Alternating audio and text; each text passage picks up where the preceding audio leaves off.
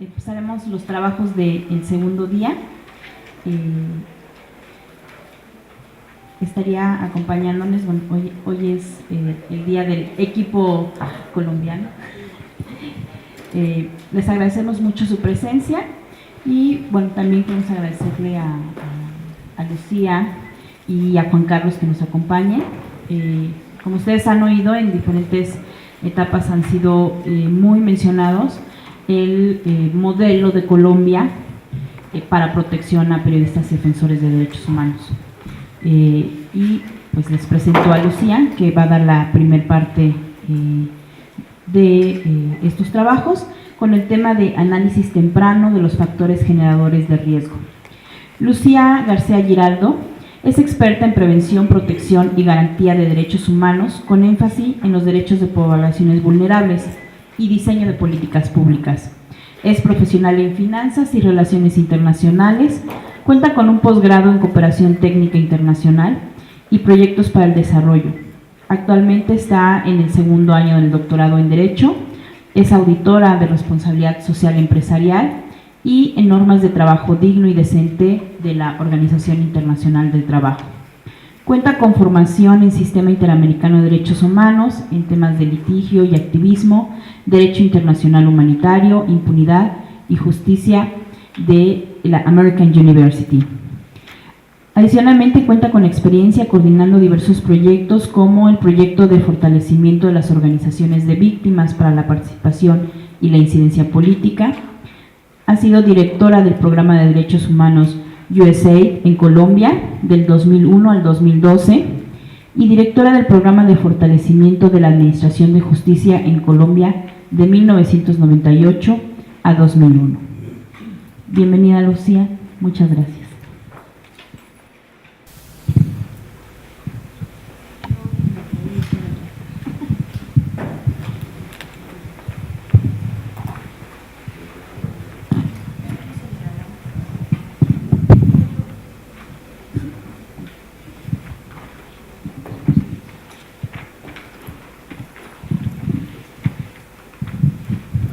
Muy buenos días para todas y para todos. Realmente agradezco la invitación que nos ha hecho el Mecanismo Integral de Protección para defensores de derechos humanos y periodistas. Para nosotros es un placer realmente estar nuevamente en esta oportunidad en México.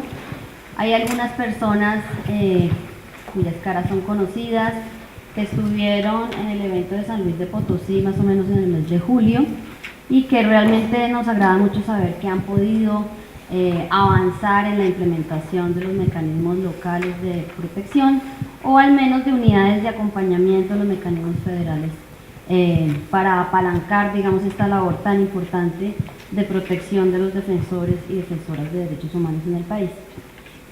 La presentación que yo voy a realizar se enfoca en todos los estándares internacionales en materia de respeto y garantía de los derechos humanos.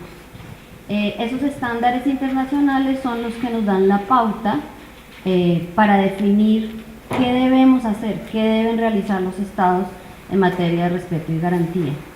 Y luego se bajan a instrumentos concretos en materia de cómo implementar esos instrumentos internacionales a prácticas y políticas concretas en cada uno de los estados.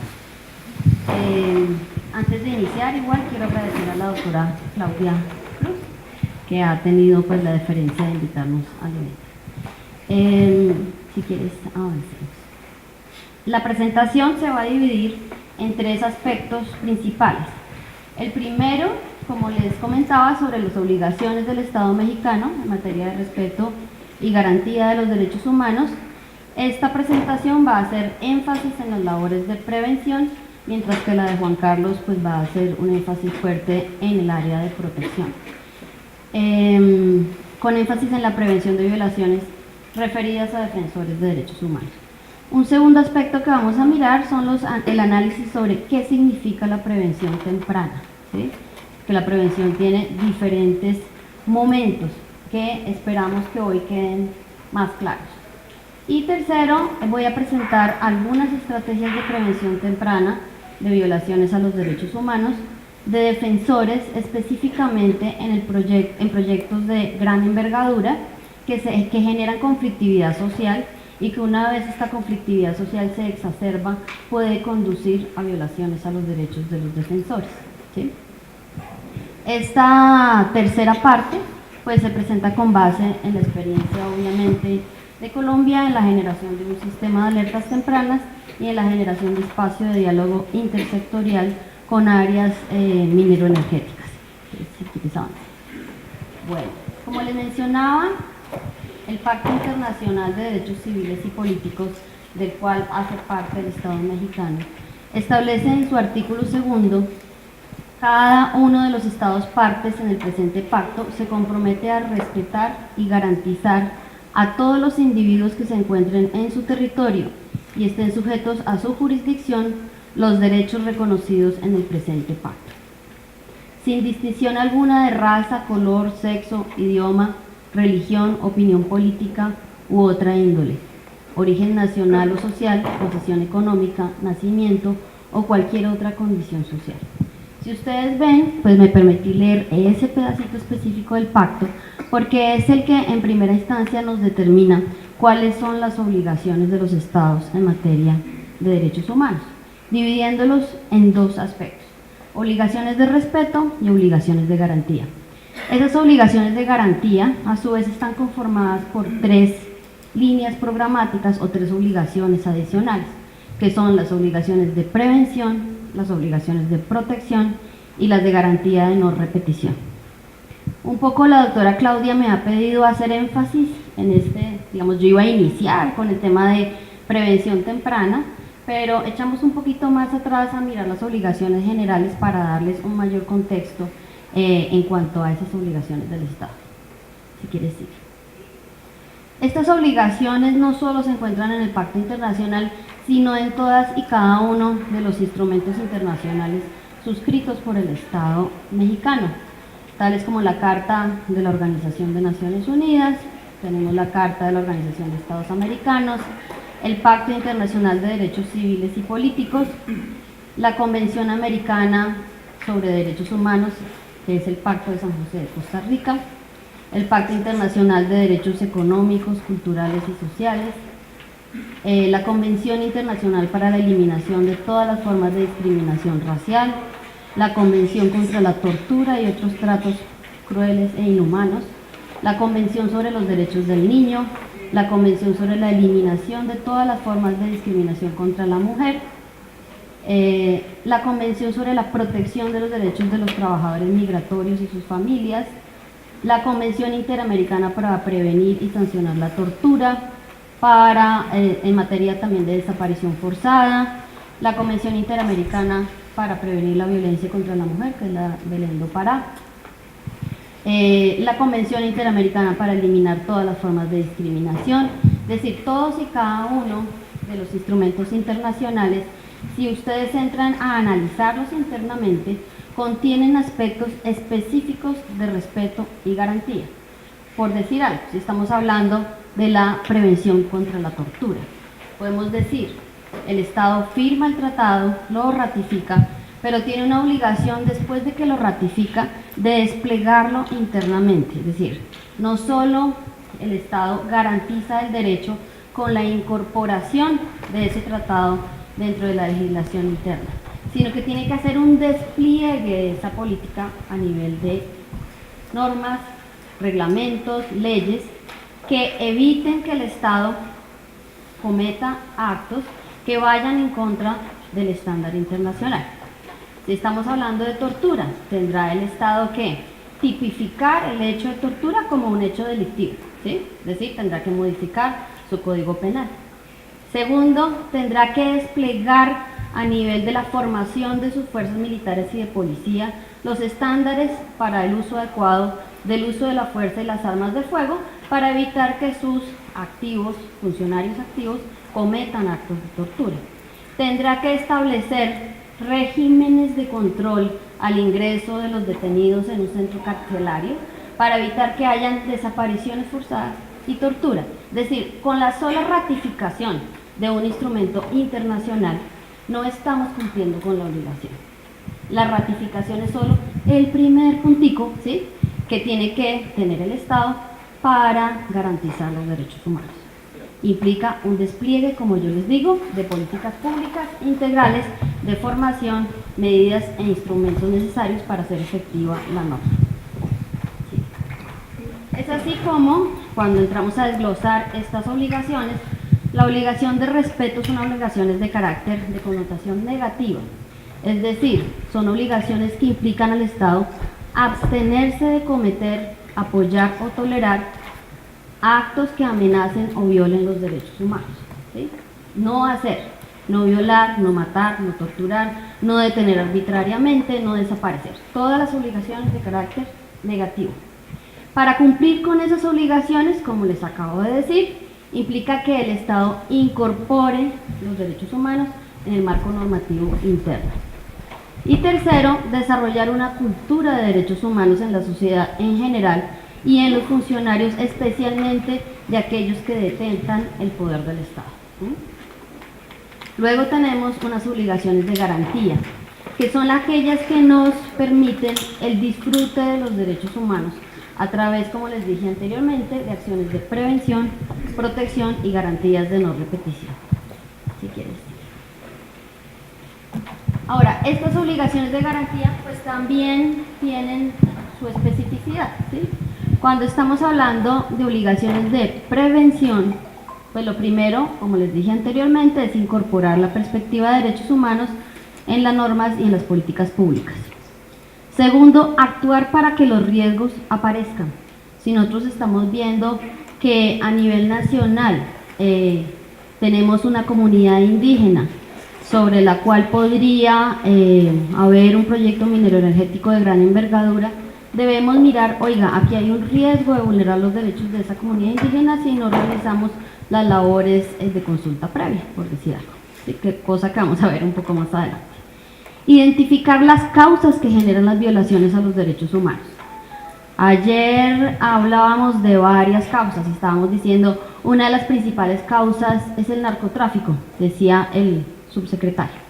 Otras voces nos dicen, no señores, otras causas son la corrupción, que es generalizada. Otras causas es la falta de ética de algunos funcionarios que pasan por encima de lo que sea, que no importa, digamos, garantizar los derechos. Otro es el desconocimiento mismo de las normas por parte de los funcionarios públicos, ¿sí? Otra de las labores de prevención están relacionadas con disminuir las vulnerabilidades de los individuos y las comunidades. Una comunidad que no conoce, sus derechos difícilmente podrá hacerlos exigibles, ¿sí? Entonces, a pesar de que está la obligación general del Estado, las comunidades tienen que fortalecer sus capacidades para hacer de ellos una realidad. Las mujeres, por ejemplo, hablando de temas de violencia de género, que naturalizan la violencia por patrones culturales, podrían estar faltando, digamos, en su labor de exigibilidad por una falta de conciencia y de cultura de los derechos humanos, ¿sí? de su derecho a la integridad personal, por ejemplo, que incluye el derecho a no ser violado sexualmente, ¿sí? Y por último, incluye las labores de prevención, incrementar las capacidades del Estado para brindar garantía. En materia, digamos, eso es materia de prevención. En materia de protección, le corresponde al Estado actuar para controlar el riesgo urgente o inminente. Es decir, la protección es la última ratio, el último lugar a donde deberíamos llegar, porque el Estado, en su labor de prevención, debería haber garantizado los derechos humanos. Se debería llegar a la protección solo en última instancia. Lo que decíamos ayer, los programas de protección no deberían existir. En un Estado que funcione adecuadamente, pues no deberíamos llegar a esa última etapa. Y la protección también implica controlar los factores generadores de amenaza, ¿no? Finalmente, dentro de las obligaciones de garantía tenemos las garantías de no repetición, que aquí también se mencionó mucho ayer, y es la obligación del Estado de investigar, juzgar y sancionar a los responsables de violaciones a los derechos humanos, reparar a las víctimas por otra parte, mitigar los daños y evitar la repetición del daño. Ayer mencionábamos la importancia del componente de lucha contra la impunidad, porque como les decimos, esta impunidad retroalimenta de forma positiva o negativa la prevención y la protección. Si nosotros tenemos altos índices de impunidad, pues entonces tenemos una patente de corso para quien viola los derechos humanos, que sabe que si tiene el 98.9% de probabilidad que una vez vulnere los derechos humanos no le va a pasar nada, pues continúa cometiendo el mismo tipo de hechos. Si por el contrario tenemos una justicia eficiente, pronta, cumplida, de acuerdo a los estándares internacionales, pues tendrá un efecto preventivo, ¿sí? Y estaremos desactivando los factores que nos están generando el daño de nuestros defensores o de la comunidad en general, ¿sí? Entonces, insisto en esto porque muchas veces nosotros entendemos la realidad como compartimientos estancos, ¿sí? No, yo me dedico a la prevención, no, yo me dedico a la protección, no, yo soy investigador y solo trabajo en lucha contra la impunidad, pero no entendemos que todo esto funciona como un sistema, ¿sí? Y que si falla una de las paticas de la mesa, nos va a fallar la mesa, ¿sí? Si no tenemos todos los actores estatales alineados en una cultura de derechos humanos, respetuosa, que garantice los derechos, pues entonces el Estado va a fallar en su conjunto. Cuando un investigador comete actos de omisión, ¿sí?, de no hacer una investigación de manera completa, pues está conduciendo a que esa persona que está en riesgo tenga que acudir al mecanismo de protección. El mecanismo de protección no podrá ser efectivo si no hay una investigación y una sanción del agente generador de riesgo, ¿sí? Entonces, todo esto tiene vasos comunicantes que debemos tomarlos en cuenta y ser conscientes desde el rol que ejercemos dentro del Estado, cuál es nuestra contribución a la responsabilidad general que tiene el Estado de respetar y garantizar los derechos humanos, ¿sí? ¿Hasta ahí claro? Bueno, sí. Cuando les mencionaba ahorita, pues ahí están ustedes representados, cada uno un muñequito que nos da un aporte a la construcción del sistema, ¿sí? Aquí están los fiscales, los defensores, los procuradores y los agentes del gobierno.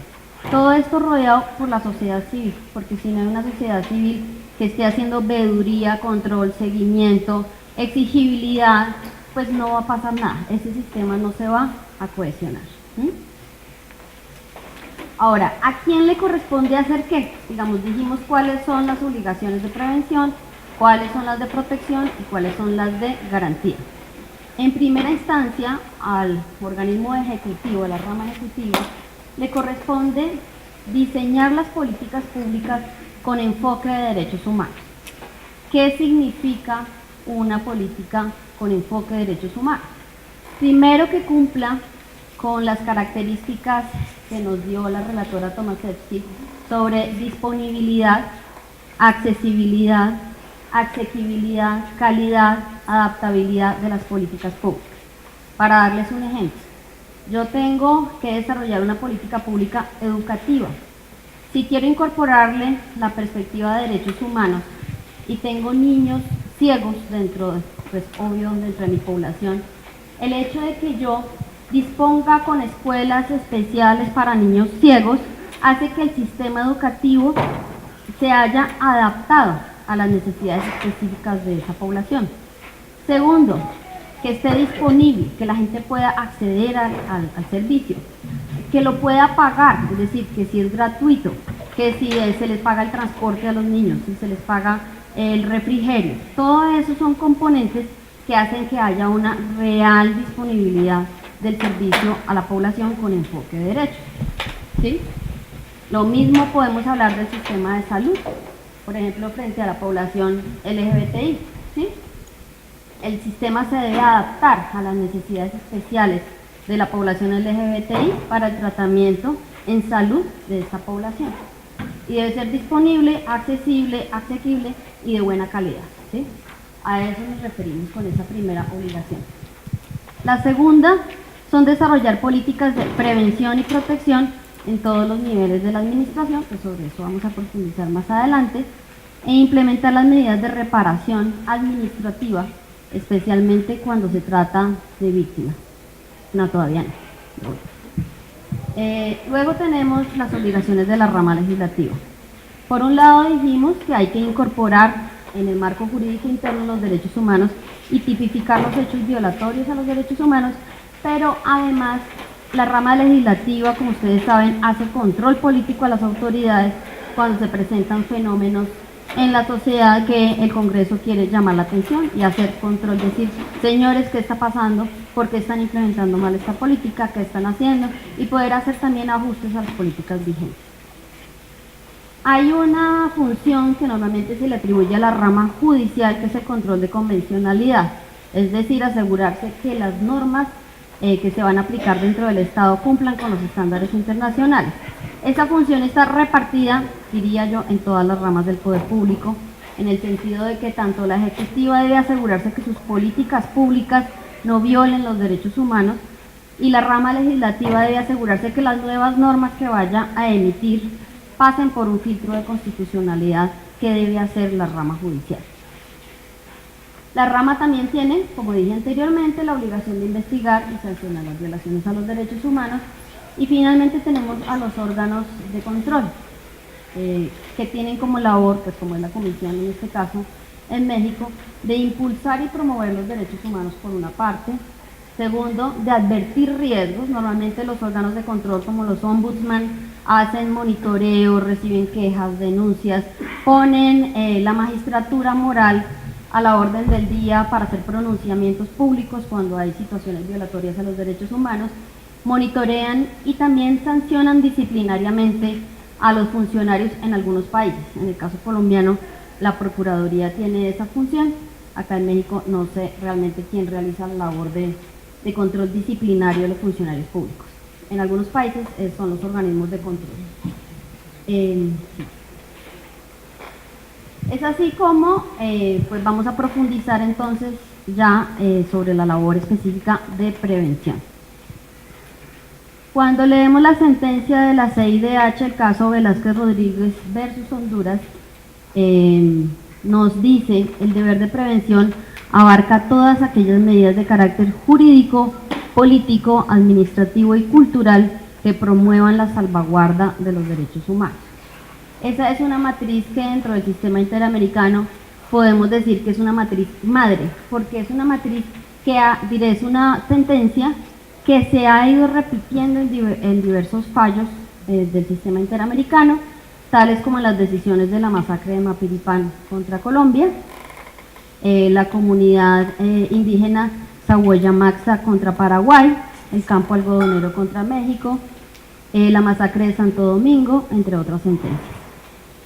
Y la reitera porque es la más completa, digamos que esta primera versión de en qué consiste el deber de prevención, pues es la más integral que hayamos visto dentro del sistema. Ahora, en materia de protección, implica este deber adoptar todas las medidas adecuadas para proteger y garantizar los derechos a la vida, a la libertad, a la integridad y la seguridad, en términos generales de la población, pero en especial de aquellas personas que por su labor, ya sea humanitaria, social o política, o dada la existencia de una amenaza real, individualizable, grave, inminente, desproporcionada, se encuentran más expuestas contra los peligros, ¿sí? En este caso hablaríamos de los defensores de derechos humanos. Sí.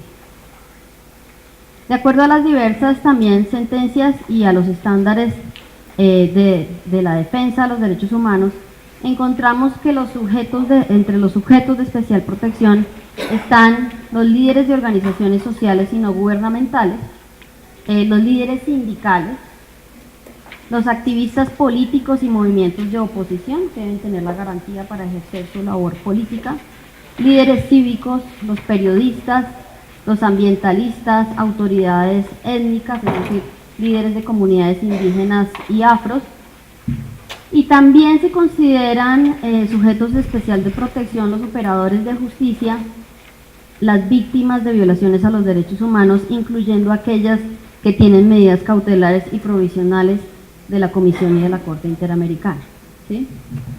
¿Por qué son sujetos de especial protección? digamos que cuando uno dice, bueno, pero aquí estaríamos haciendo una discriminación, ¿sí? De por qué tendríamos que desarrollar medidas especiales de prevención o de protección frente a este tipo de sujetos. Pues la razón es porque el rol que ellos ejercen dentro de la sociedad protege valores fundamentales superiores a las de un individuo. Es decir, el periodista está defendiendo la libertad de expresión, ¿sí? Está defendiendo la libertad de información, que toda la sociedad conozca informaciones esenciales que afecten su vida.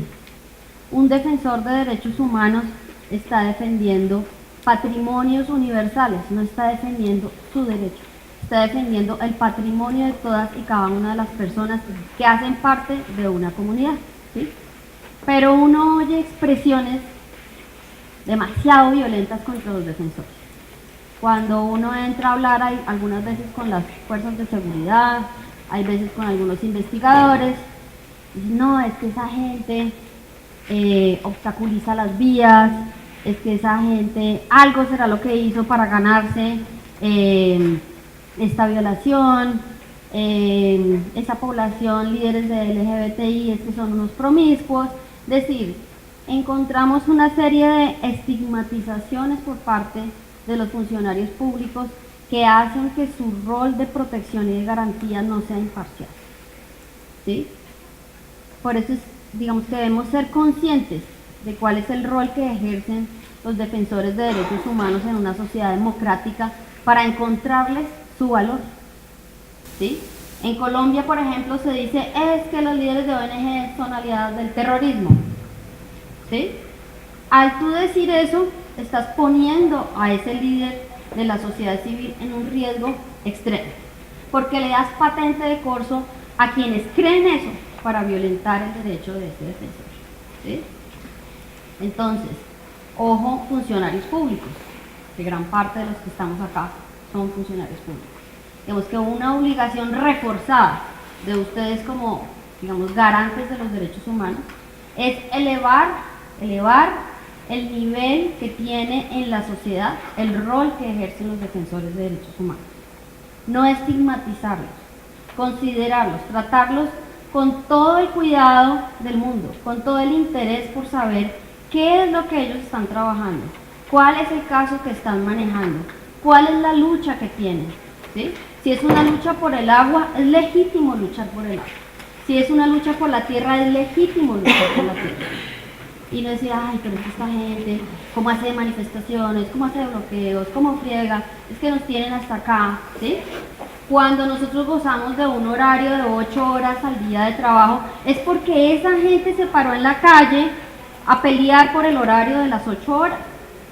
Si las mujeres tenemos licencia de maternidad, es porque esas mujeres salieron a luchar por los 3 meses de licencia de maternidad. Es decir, esa conciencia colectiva la tenemos que desarrollar y ponderar y elevar, ¿sí? Sí. Ahora, ¿quién es un defensor de derechos humanos? Que es otra discusión bastante fuerte y que además nos permite determinar cuando ustedes desarrollan sus protocolos de ingreso de casos al sistema, ya sea al sistema de prevención, al de protección o al sistema de investigación y sanción, pues los funcionarios deben tener claro quién es un defensor de derechos humanos. Naciones Unidas nos dice: toda persona tiene derecho individual o colectivamente a procurar y promover la protección y realización de los derechos humanos y las libertades fundamentales en los planos nacional e internacional.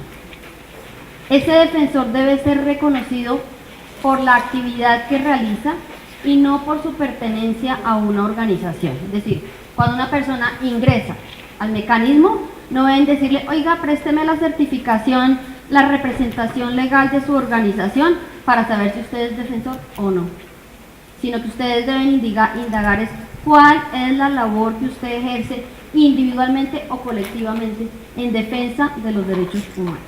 Primera razón.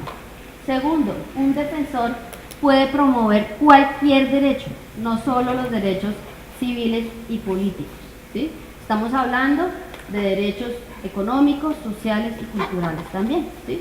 No solo es defensor aquel que está impulsando casos ante el sistema interamericano, que está haciendo denuncias públicas, que está promoviendo marchas. Es defensor de derechos humanos aquel que está protegiendo el agua, protegiendo a las comunidades étnicas, representando a las madres de personas desaparecidas, todos y cada uno de los que promueven, protegen o defienden los derechos humanos en cualquiera de sus ámbitos debe ser considerado defensor de derechos humanos. Y también, digamos, nos ha dicho el sistema universal que son defensores de derechos humanos los empleados del Estado y funcionarios públicos que trabajan en la promoción, defensa y protección de los derechos humanos. Es tan defensor de derechos humanos la directora del mecanismo como el investigador judicial que está levantando pruebas en un proceso de violación a los derechos humanos, ¿sí? Es decir, los operadores judiciales también tienen una protección reforzada y en la lista que les puse al principio, ahí están igual los funcionarios públicos que defienden y promueven los derechos humanos. ¿Qué nos dice el sistema interamericano? Nos dice, defensores son personas que ejercen la defensa de los derechos humanos y por lo tanto los estados deben garantizar que no sean vulnerados sus derechos ni sus libertades. El ejercicio de la defensa de los derechos humanos debe tener, digamos, una incidencia colectiva. Es decir, si yo estoy manejando un caso particular, si ese caso tiene un efecto multiplicador, ¿sí? Por ejemplo, una madre de una persona desaparecida que está impulsando su caso, pero que luego a partir de ese caso está impulsando la búsqueda de desaparecidos a nivel nacional, tiene que ser involucrado como defensor de los derechos humanos. La defensa de los derechos humanos busca beneficios sociales generales, ¿sí? Y su labor, esta es la otra característica, puede ser permanente, intermitente u ocasional. Es decir, no necesariamente se considera defensor de derechos humanos a aquel que en su cotidianidad realiza labores de defensa. Puede hacerlo ocasionalmente y eso también le genera su reconocimiento como defensor. En México, pues se hizo un reconocimiento expreso en las bases del mecanismo federal y también en la ley del mecanismo federal, si ustedes lo leen, está muy alineado con los estándares internacionales, ¿sí? El mecanismo nos dice, se entenderá por defensora o defensor de derechos humanos a toda aquella persona que de manera individual o en asociación con otros realiza la promoción y defensa de los derechos humanos reconocidos en la Constitución Política de los Estados Mexicanos y en los tratados internacionales, ¿sí? Es decir, ahí está retomando totalmente el estándar internacional. Y el decreto de 2012 define a la persona defensora como personas físicas que actúan individual o como integrante de grupos, organizaciones o movimientos sociales, así como personas morales, ahí nos referimos a entidades de carácter jurídico, grupos, organizaciones o movimientos sociales cuya finalidad sea la promoción y defensa de los derechos humanos. ¿Sí? Entonces, pues básicamente en la definición de quién es defensor estaríamos totalmente alineados con lo que nos dice tanto el estándar de Naciones Unidas como el estándar de la CIDH. En cuanto a quién es periodista, pues ahí también hay muchas discusiones. Si el periodista es solo el que está titulado como periodista, que tiene un título de una universidad, o quién es periodista. El Pacto Internacional de Derechos Civiles y Políticos nos dice los periodistas son aquellos individuos que observan, describen, documentan y analizan acontecimientos, declaraciones políticas y cualquier propuesta que pueda afectar a la sociedad, con el propósito de sistematizar esa información y reunir hechos, análisis y opiniones para informar a sectores de la sociedad o esto en su conjunto, ¿sí? Luego tenemos la Corte del caso Memoli versus Argentina de la Corte Interamericana y dice, son periodistas las personas que emiten opiniones o informaciones sobre asuntos en los cuales la sociedad tiene un legítimo interés de mantenerse informada, ¿sí? Y finalmente, pues recojo lo que nos dice la ley, que dice, las personas físicas, así como los medios de comunicación y difusión públicos, comunitarios, privados, independientes, universitarios, experimentales o de cualquier otra índole, cuyo trabajo consiste en recabar, generar, procesar, editar, comentar, opinar, difundir, publicar o proveer información. Es decir, ustedes fueron súper exhaustivos en determinar que no es solo la persona que elabora la nota, sino aquel camarógrafo también que está acompañando al periodista, aquel editorialista, aquel diseñador gráfico, es decir, aquellas personas que están usando y recogiendo información para hacerla pública e información que es de interés general. ¿Sí? Ahora, ¿cuáles son esas obligaciones especiales del Estado de protección de los defensores? ¿Sí? Entonces, primero tenemos asegurar la especial protección de los derechos a la vida, la libertad, la integridad personal de aquellas personas que por su profesión o labor se encuentran más expuestas a los riesgos. De allí, de esta obligación específica en materia de protección, es que surgen los mecanismos. ¿Sí? Los mecanismos tienen por objeto identificar los riesgos que se ciernen sobre ciertas poblaciones, valorar la existencia, las características, el origen y la fuente de riesgos, definir, asignar y solicitar con el solicitante medidas de protección que deben ser adecuadas a su riesgo y evaluar periódicamente la situación de riesgo. Básicamente, pues eso es lo que hacen los mecanismos de protección. ¿Sí? Luego tenemos la segunda obligación, que es la de asegurar el cumplimiento de las medidas cautelares y provisionales, efecto para el cual se deben incorporar de manera automática al ordenamiento interno las órdenes del sistema interamericano y disponer con los beneficiarios las medidas de protección más adecuadas. ¿Sí? Ahí hay una palabra bien importante y es que sean oportunas. Es decir, nosotros nada logramos con hacer un reconocimiento. Sí, yo reconozco las medidas cautelares y provisionales, pero me demoro 1 año, 2 años en implementarlas. Mientras tanto, pues el Estado está sujeto o expuesto a que sea demandado internacionalmente por responsabilidad si no protege a esas personas. ¿Sí? Digamos que mientras más tiempo se demoren ustedes en brindar las medidas de protección, más tiempo están expuestos a ser investigados y sancionados por responsabilidad estatal en caso de que a una persona le pase cualquier cosa, especialmente aquellas personas que tienen medidas provisionales y cautelares del sistema interamericano. Y finalmente tenemos como obligación el respaldar la declaración de la Asamblea General de Naciones Unidas sobre el derecho y el deber de los individuos, grupos e instituciones de promover y proteger los derechos humanos. Esta declaración contiene, digamos, una descripción de todos y cada uno de los derechos que amparan a los defensores de derechos humanos. Sobre ella no me voy a detener porque ayer la persona que expuso de la comisión hizo una, digamos, narrativa muy explícita del contenido de la declaración, pero básicamente resalto la necesidad de que el Estado establezca canales de diálogo con las organizaciones defensoras que permitan incrementar la participación ciudadana en las políticas que les afectan. Este tema no fue tratado dentro de la exposición de ayer y es clave, digamos que uno no puede de manera autónoma al Estado decir, a los periodistas les pasa esto y yo los voy a proteger de esta manera, a los defensores les pasa esto, sino que debe ser producto del diálogo, de la concertación entre las partes, porque quien sufre el riesgo es el que tiene mayor información de cuál es su situación, de cuáles son los agentes generadores de riesgo, qué es lo que le está generando ese riesgo. ¿Sí?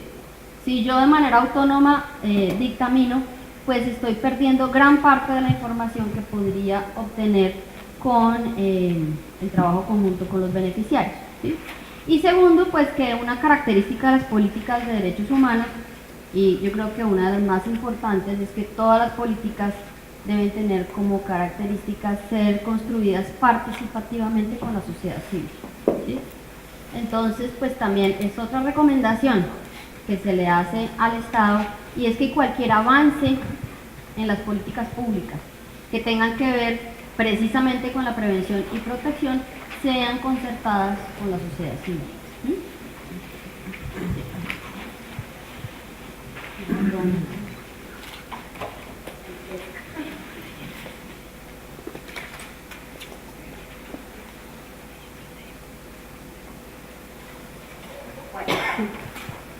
Ahora vamos a entrar un poco a cuál es el proceso para la prevención y la protección.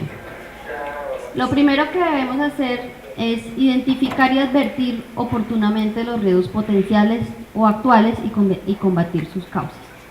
Ahorita vamos a profundizar sobre ese punto específico.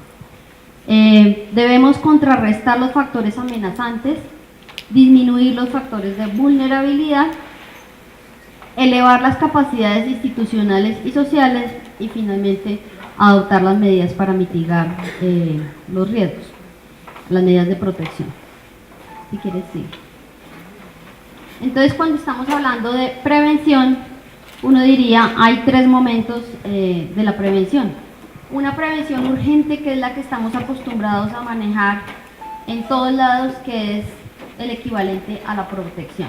La prevención urgente se refiere a aquellas medidas para evitar que ocurran daños frente a una persona a partir del diagnóstico de las causas que le están generando ese riesgo, ¿sí?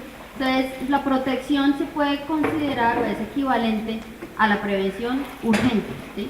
Yo protejo a la persona, la rodeo, la blindo, le otorgo mecanismos para que pueda seguir ejerciendo su función, pero es básicamente porque en el diagnóstico de riesgo me di cuenta de que hay la inminencia de un riesgo potencial de causarle un daño a la persona. Cuando estamos hablando de la prevención temprana, ya no estamos hablando de que haya una inminencia del daño, ¿sí? Estamos hablando de que es el deber, digamos, del Estado de identificar vulnerabilidades y capacidades institucionales, así como las amenazas que generan un riesgo potencial. Ahí la palabra es bien importante. Potencial es un riesgo que no está en marcha, sino que podría ocurrir. El riesgo potencial al disfrute de los derechos humanos, en particular de los derechos a la vida, a la integridad, a la libertad, a la seguridad personal. Segundo, advertirlos oportunamente para contrarrestar los factores amenazantes, disminuir la vulnerabilidad y elevar la capacidad social e institucional para evitar daños graves. La prevención temprana también implica combatir las causas que subyacen y generan riesgos contra los mismos mediante el diseño de planes de prevención y contingencia y el diseño de estrategias concretas para combatir las causas estructurales de las violaciones. Ayer nos mencionaba, ¿cómo se llama? Joana, del mecanismo de protección. Ella nos explicó un poco el día de ayer cómo maneja el mecanismo el área de prevención, que yo no le llamaría tan temprana, sino más de garantías de no repetición. ¿En qué sentido? Que la manera como se está haciendo el análisis para prevenir es mirar dónde han ocurrido hechos violatorios a los derechos humanos o dónde están ocurriendo las solicitudes de protección, georreferenciarlas y mirar entonces esos focos de atención que debe tener el Estado para realizar las labores de prevención, ¿sí? Pero entonces aquí, ¿qué estamos haciendo? Estamos haciendo es mirando dónde han ocurrido hechos, es decir, los hechos ya han tenido afectaciones y daños a la población. Entonces ahí estamos ejerciendo una labor, es más de garantías de no repetición. Estamos mirando qué ocurrió para generar estrategias para que no vuelva a ocurrir el daño. Una estrategia realmente preventiva debería ir a mirar las causas generadoras de esos riesgos, ¿sí? Y tratar de evitar que las amenazas surjan. Actuar antes de que el riesgo se haga manifiesto, ¿sí? Y eso es bien difícil, pero debe tenderse hacia allá. Porque si no estamos trabajando sobre un círculo vicioso, donde ocurren violaciones, allá vamos y atendemos, pero pues ya no ocurrió las violaciones, ¿sí? Ahora, ¿qué es la advertencia temprana? Perdón, señora, ¿nos puedes dar un ejemplo? Ahorita voy a entrar a fondo sobre el tema de la advertencia temprana, de cómo podría trabajar. De prevención temprana. Sí, es lo que vamos a profundizar ahorita. La advertencia temprana es el anuncio a las autoridades competentes del Estado sobre posibles situaciones, hechos, decisiones o políticas que pueden generar riesgos de violaciones a los derechos humanos, ¿sí? Entonces, si ustedes ven, aquí no hablamos de alertas tempranas. La alerta tiene una connotación de emergencia, ¿verdad? Si yo digo alerta, se prendió el bombillo rojo, salga corriendo, llame a los bomberos, digamos, la alerta tiene una connotación de urgencia. La advertencia temprana es asumir ese rol del Estado donde yo le digo, mire, aquí podría suceder esto.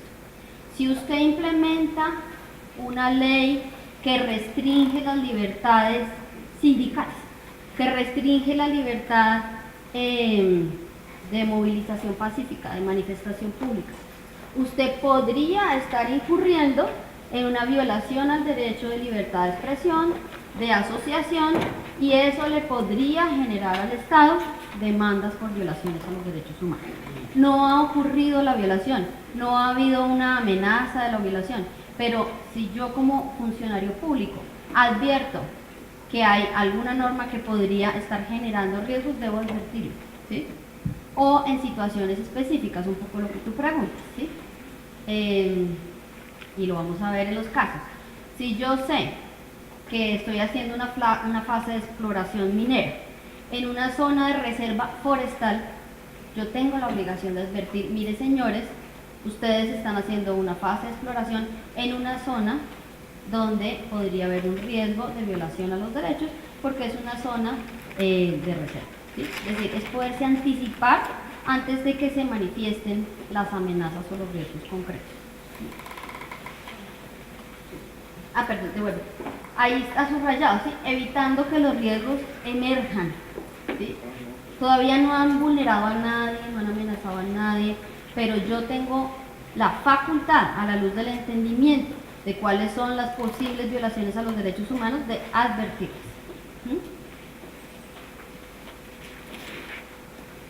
Ahora, esta es la pregunta del millón. ¿Cuáles son las causas subyacentes que generan riesgo a los defensores de derechos humanos? ¿Sí? Todos nos hacemos la misma pregunta. ¿Qué es lo que pone en riesgo a los defensores de derechos humanos? Y pues la respuesta es depende, ¿sí? Depende del tipo de defensor de derechos humanos, el ámbito en el que actúa, ¿sí? ¿Cuál es su función?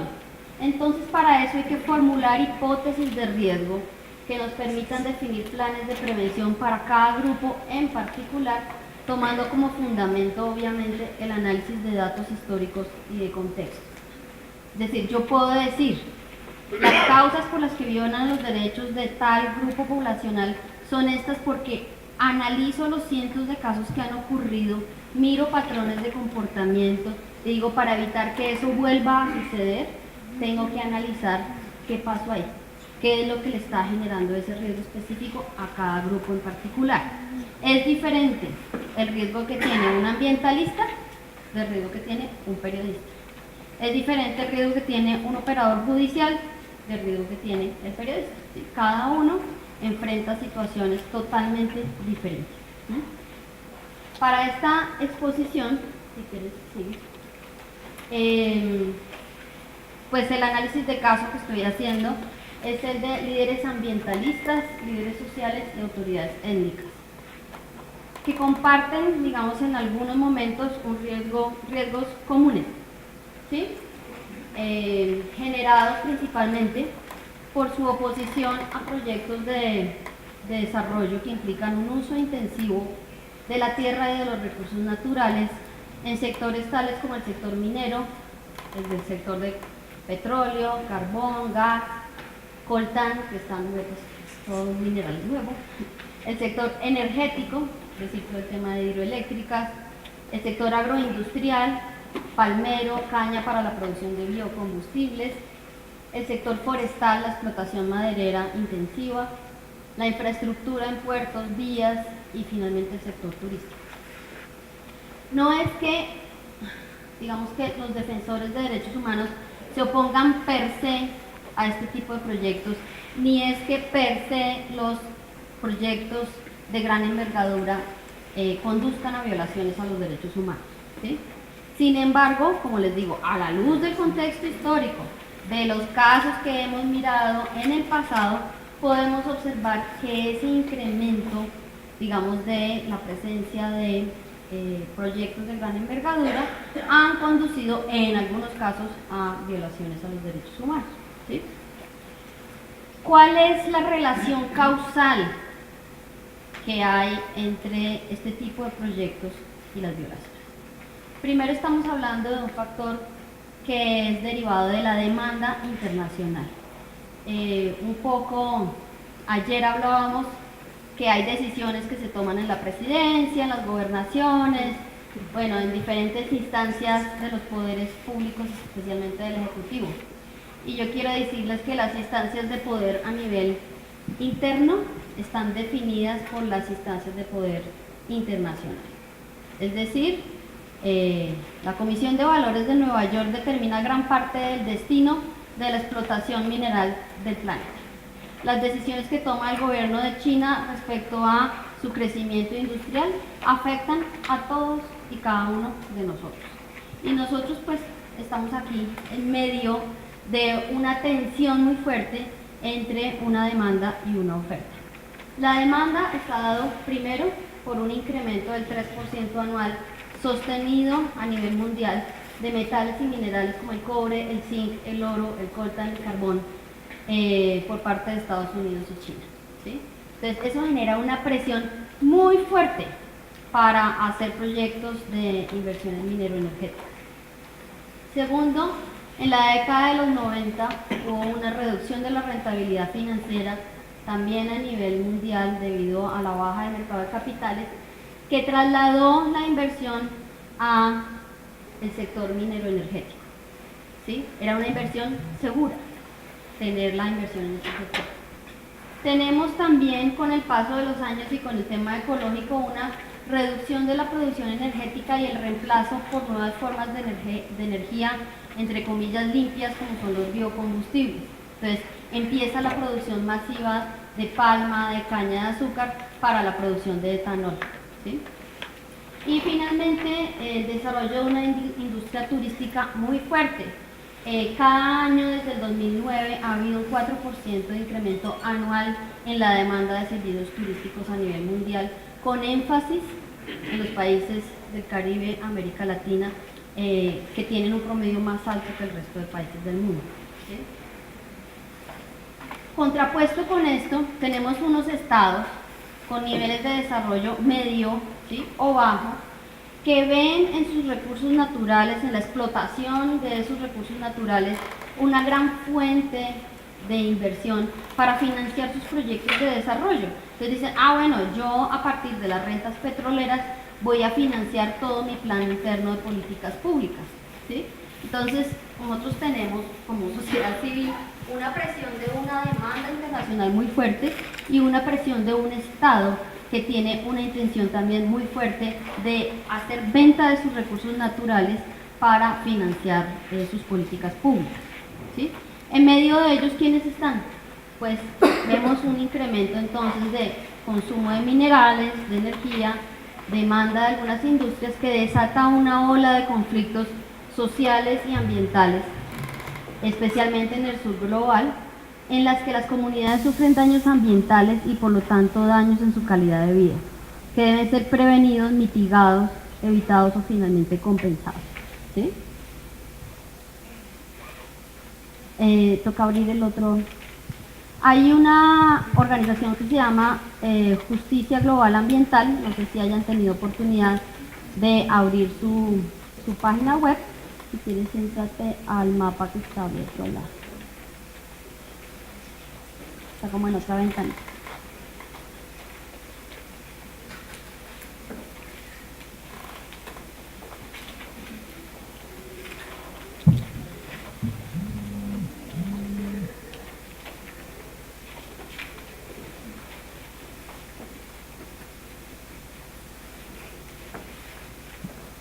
Puede bien, si no continuamos.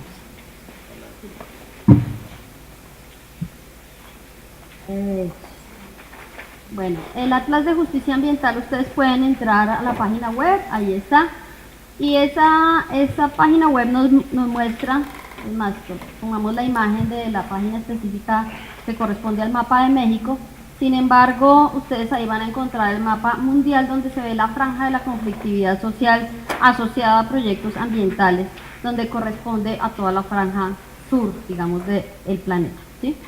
Si miramos el caso de México, ustedes van a encontrar en cada puntico los diferentes tipos de conflictividad asociada, ¿sí? Entonces encontramos conflictos derivados de minería, de explotación minera, de manejo de las basuras, digamos, de desechos industriales, conflictos por el petróleo, conflictos por el manejo de aguas, por el turismo, por la industria, digamos, la explotación de recursos de biodiversidad, es decir, todos y cada uno de los conflictos en los cuales cuando ustedes le dan clic a cada uno de los conflictos se les despliega el tipo de conflicto, los actores involucrados, y en muchos de ellos, cuando uno ya entra a mirarlos al detalle, pues han ocurrido homicidios de defensores de derechos humanos.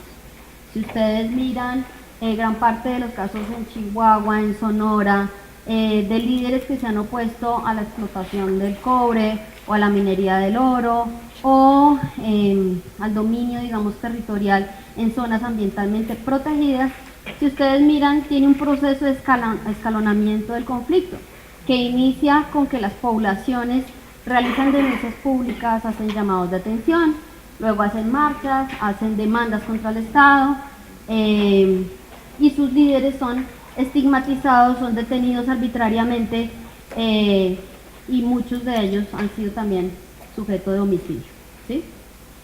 Entonces este es un llamado, digamos, lo que yo pretendo hacer con este pequeño pedazo de la presentación es que ustedes empiecen a analizar las causas que subyacen a los riesgos que tienen los defensores de derechos humanos. Aquí estamos viendo solo un caso, que es el caso de los líderes ambientales, de los líderes de tierra que se oponen a este tipo de proyectos. Pero pues ese mismo análisis debería hacerse para todos y cada uno de las poblaciones que ustedes tienen como sujetos de especial protección, ¿sí? Porque las causas son diferentes. Si quieren volvamos a la presentación.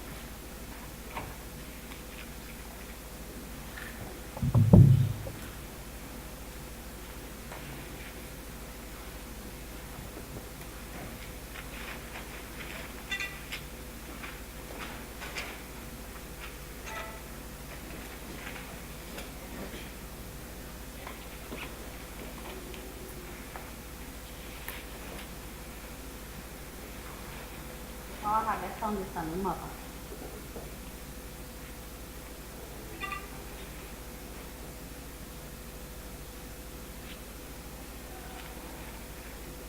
A ver, devuélvete a uno más. Bueno, haciendo, digamos que una... Sí, ahí. Si nosotros hacemos también un análisis georreferenciado, digamos, de cuáles empezamos a cruzar mapas sobre las diferentes causas que generan violaciones a los derechos humanos, pues uno empieza a encontrar nexos causales, ¿sí? Si ustedes miran, digamos que yo no he trabajado aquí en México en temas de prevención, usé mapas que pude bajar de internet. Si no tuviera información más calificada y estuviera trabajando aquí de manera permanente con fuentes oficiales, pues puede georreferenciar la información que le otorgue el Estado de manera oficial con información general, bajada de internet, por eso les estoy diciendo. Lo primero es, montamos una capa sobre el índice de desarrollo humano en México, ¿sí? Y uno dice, ah bueno, en verde están los de nivel superior de índice de desarrollo de más del 0,5% y bajo por debajo del 0,5%. Si seguimos al mapa siguiente y vamos a ver entonces dónde se presentan los conflictos ambientales. Entonces cruza uno el mapa de desarrollo versus los conflictos ambientales y va a encontrar que gran parte de la conflictividad está en los lugares de un nivel de desarrollo económico bajo.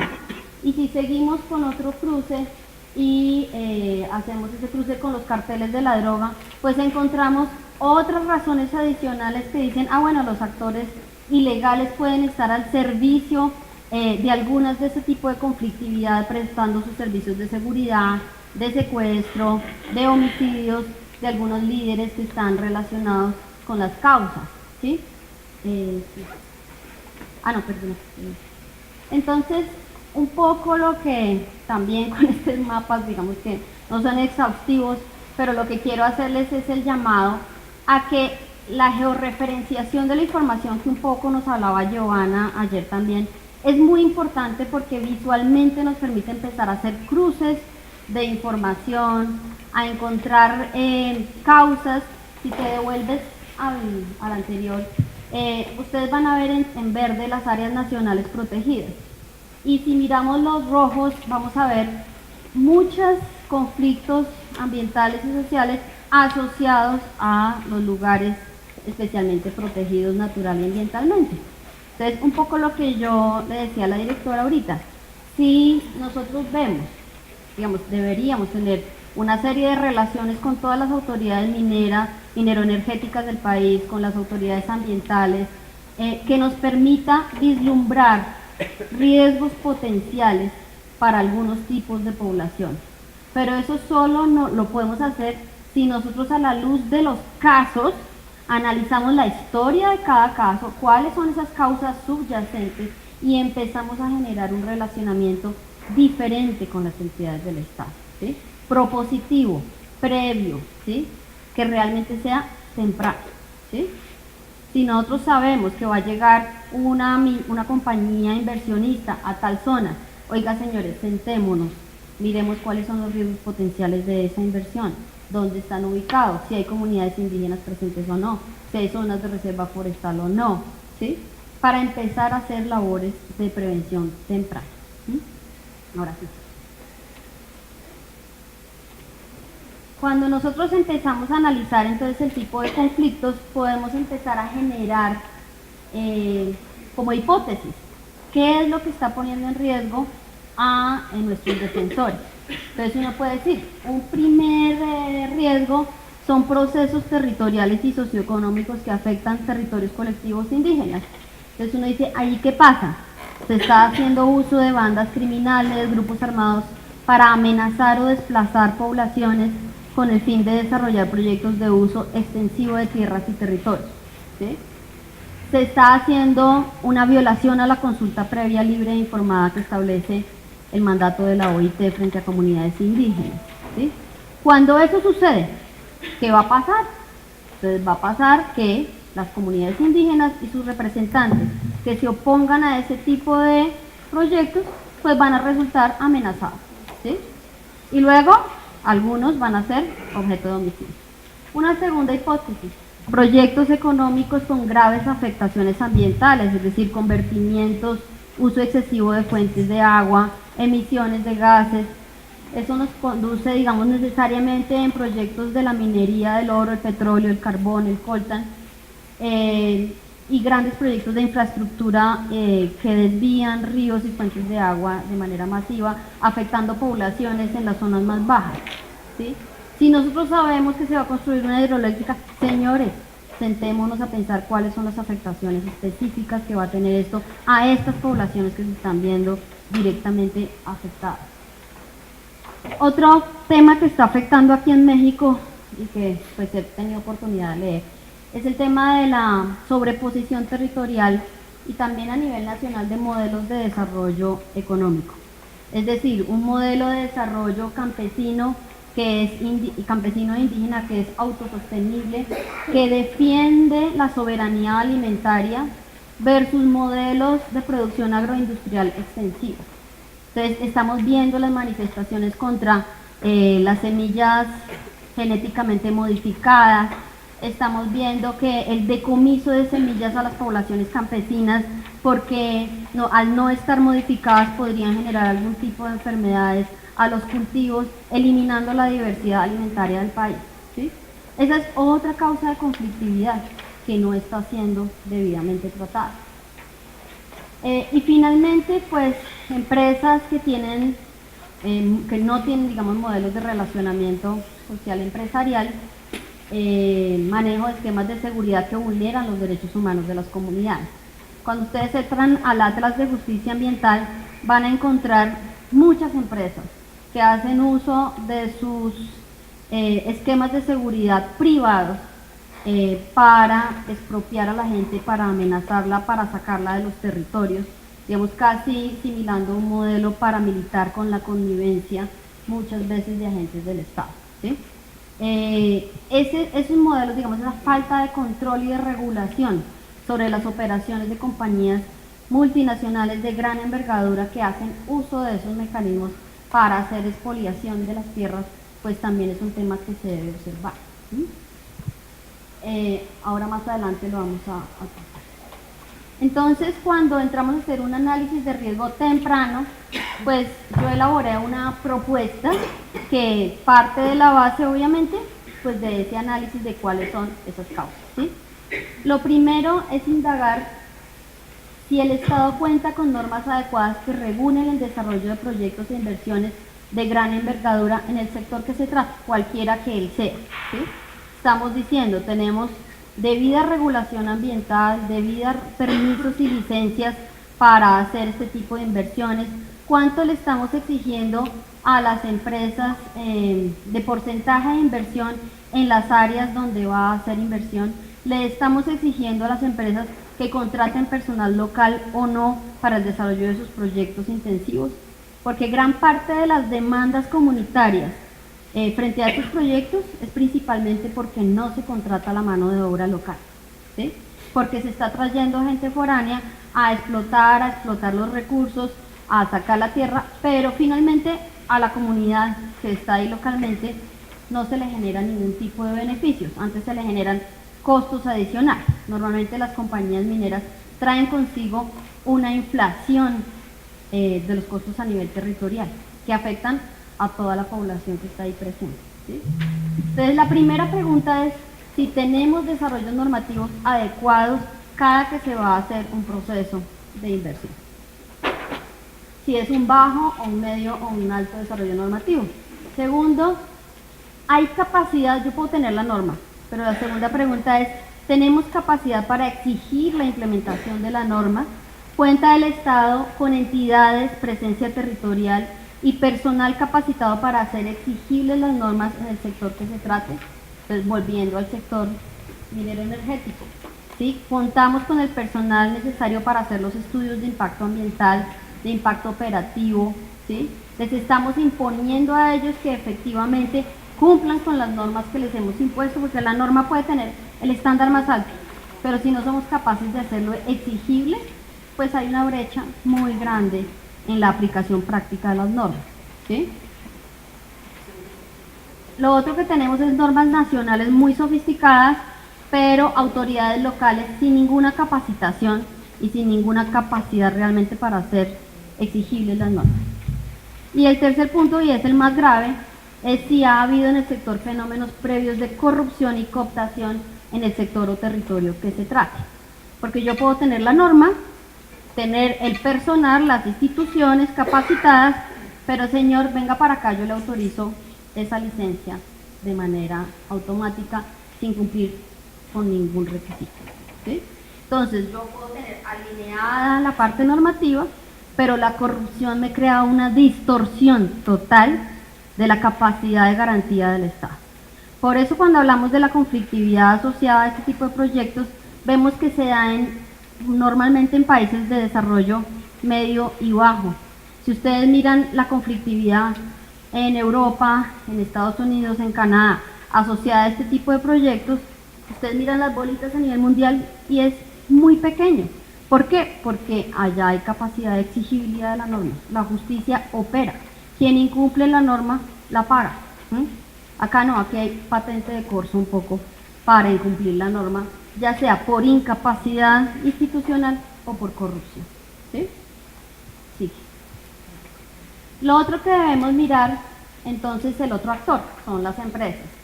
¿Cuentan las empresas con buenas prácticas de responsabilidad social en el ámbito de derechos humanos, en el ámbito ambiental y en el ámbito social?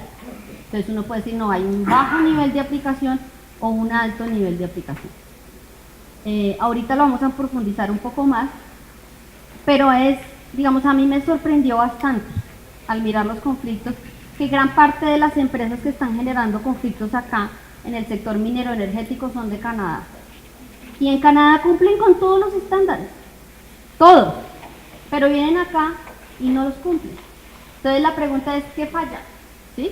Entonces falla la ética de la empresa, por un lado que tiene unos estándares aplicables en ciertas zonas del planeta y otros estándares aplicables a otras zonas.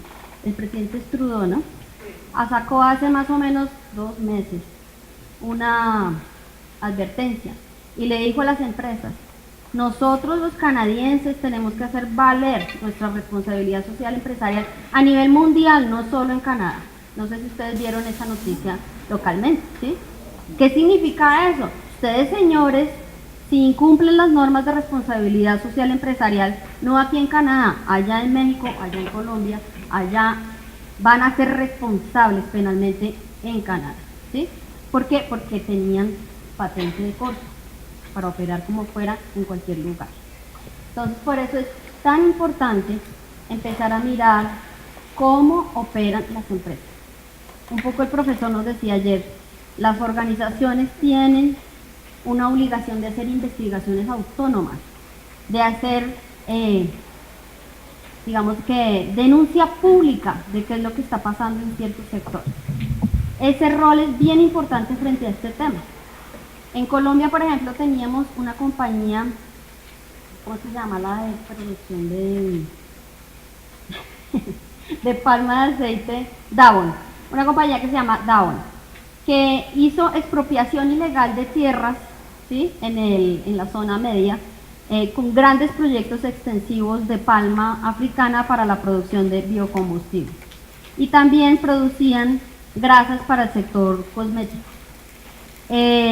Y hubo muchas denuncias de campesinos de que sus tierras habían sido expropiadas ilegalmente, compradas a bajo costo, después de haber recibido amenazas de los grupos paramilitares, y ese grupo empresarial aprovechó que las tierras estaban a bajo costo para comprar extensivas, digamos, zonas extensivas de tierra.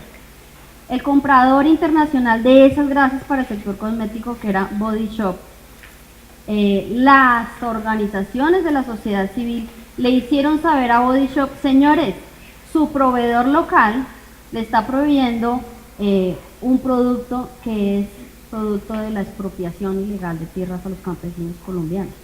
Automáticamente le cancelaron el contrato a Davon, ¿sí? A nivel mundial. ¿Qué significa esto? Digamos que la veeduría y el control social son muy importantes para poner en la palestra pública, digamos, casos de las cuales empresas multinacionales están, digamos, explotando ilegalmente, ¿sí? Es solo para darles un ejemplo. El otro caso bien importante, digamos, más que caso, es práctica importante, y es que las grandes compañías que se transan en bolsa a nivel de la Bolsa de Valores de Nueva York, cada vez se les están haciendo exigible cada año la presentación de sus informes de responsabilidad social empresarial, ¿sí? Esos informes el mercado de valores recibe, así como el informe de Naciones Unidas que se hace por parte de los estados, que recibe informes alternos de las organizaciones de la sociedad civil. El mercado también recibe informes alternos de la sociedad civil frente al comportamiento empresarial en terreno, ¿sí? Esta es una oportunidad muy importante para exigirle a las empresas que se transan de valores en Nueva York el cumplimiento de los estándares internacionales de derechos humanos. Es decir, si uno sabe que una empresa tiene prácticas de uso ilegal de fuerzas de seguridad privada para amenazar, cometer homicidios, es el momento de hacer las denuncias públicas. Si uno sabe que cometieron actos de desplazamiento, es el momento de hacer las denuncias públicas. Digamos que hay que hacer uso de esos instrumentos que se han ido desarrollando para hacer control civil, digamos, al poder que tienen las empresas. El otro aspecto entonces que nos determina esa capacidad de hacer frente a los riesgos es la cohesión de las comunidades, que haya liderazgos claros, legítimos y capacidad de gestión y participación. ¿Qué pasa? Yo llego como compañía a invertir en cierta zona, que es una zona de protección porque es un resguardo, no sé cómo le denominan aquí, una propiedad colectiva de carácter indígena, ¿sí? Y resulta que yo hago la consulta previa con líderes que no son sus representantes legales, sus representantes legítimos. ¿Qué pasa? Que esa consulta está viciada. Y para que eso no suceda, la única manera es también lograr comunidades cohesionadas, con liderazgos claros, reconocidos por todos y cada uno de los miembros de su comunidad. Si la comunidad está fragmentada, termina una parte de la comunidad negociando una cosa, otra parte de la comunidad negociando otra, y se generan nuevos conflictos, ¿sí? Cuando lo que deberíamos era tener una comunidad que enfrente los conflictos de manera colectiva, ¿sí? Entonces, parte también de las funciones del Estado es, frente a las empresas, exigir marcos de responsabilidad social empresarial claros, y frente a las comunidades, apoyarles en todos sus procesos de cohesión social, ¿sí? Formarlas, capacitarlas, insistirles en cuáles son sus derechos para que ellos colectivamente los defiendan. Ahora, cuando nosotros hablamos de una estrategia preventiva, yo les decía, normalmente la amenaza no ha surgido, ¿sí? Tenemos una noticia de una inversión, punto, ¿sí? Todavía no tenemos una amenaza. Pero, si en esa zona donde va a realizarse la inversión, tenemos noticia de que hay existencia previa de presencia de actores ilegales en las zonas, como son milicias, bandas criminales, grupos armados organizados, eso nos genera una advertencia, digamos, reforzada, en el sentido de que habría actores ilegales que podrían estar al servicio de cualquiera de los actores que van a participar en un proceso de desarrollo industrial, digamos, de megaproyectos agrarios o mineros. Entonces, a pesar de que no ha surgido el daño, no ha surgido la amenaza, sí debemos analizar el contexto en el cual se van a dar las operaciones que se van a empezar a desarrollar, ¿sí? Hasta ahí, ¿claro? Sí. Ahora, ¿cuáles son entonces posibles estrategias de prevención temprana? Digamos, esta advertencia no surge de la nada. Esta advertencia surge de un Estado que se ha preparado para analizar esos factores, que es consciente de que esos factores existen y que le van a generar riesgos. Para ello, entonces, se propone primero crear observatorios y sistemas de alerta temprana para identificar y prevenir los riesgos de conflictividad social, violencia sociopolítica y criminalidad organizada. Ahorita voy a profundizar en cada uno de ellos. Luego, desarrollar mesas sectoriales de diálogo social en las que confluyan todos los actores para identificar entonces, digamos, cuáles son esos aspectos que podrían generar conflictividad. Fortalecer a las empresas de los sectores y zonas priorizadas en responsabilidad social empresarial. Y fortalecer a las comunidades en zonas focalizadas en el conocimiento normativo, incidencia, diálogo y concertación. Bueno, cuando hablamos de crear observatorios,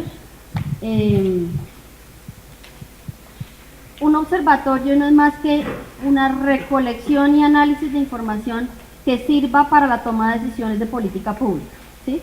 Digamos que no hay un modelo único de observatorios ni hay un modelo único de sistema de alertas tempranas. Uno puede tener un observatorio por sector, puede tener un observatorio nacional, puede tener un observatorio territorial. Si ustedes ven, por ejemplo, en Honduras, donde he venido trabajando últimamente, tienen un observatorio de conflictividad social que mira a partir de manifestaciones de hecho, ¿sí? Y a partir de eso entonces empieza a conciliar o mediar los conflictos, identificar los intereses de cada una de las partes para generar resoluciones antes de que se exacerben las situaciones de conflicto. Pero entonces ustedes, en el marco de su labor, pueden desarrollar un marco conceptual de qué se quiere observar y un marco conceptual que se derive de qué se quiere proteger. No es observar por observar, es observar frente a los factores, como yo les decía, históricos, qué ha ocurrido frente a los defensores, qué es lo que les genera riesgos y a partir de eso generar modelos conceptuales de qué es lo que tengo que observar para prevenir esos riesgos, ¿sí? Segundo, una vez defino mi marco conceptual, establezco los modelos de análisis tempranos que me permitan focalizar los riesgos. Es decir, el poder, digamos que tampoco está omnipresente para mirar todos los proyectos productivos que se van a hacer en todo el país, sino hacer unas matrices que nos permitan hacer una priorización de casos a nivel nacional, ¿sí? Y digan, bueno, vamos a intervenir en este caso, que son los que mayores afectaciones tienen o que son las zonas donde geográficamente hay mayor ocurrencia de hechos, ¿sí? Luego, identificar fuentes de información internas y externas. Cuando nosotros trabajamos en este sector de seguridad y derechos humanos, normalmente nuestras fuentes de información son la policía, la fiscalía, la procuraduría, los comisionados de derechos humanos, pero cuando acudimos como fuente de información al Ministerio de Turismo, al Ministerio de Desarrollo, al Ministerio de Minas y Energía, es decir, tenemos que abrir la perspectiva de análisis a otras fuentes de información que son las que realmente nos dan información temprana. Cuando nosotros acudimos a la policía ya es tarde, es decir, ya es porque estamos contando hechos violatorios.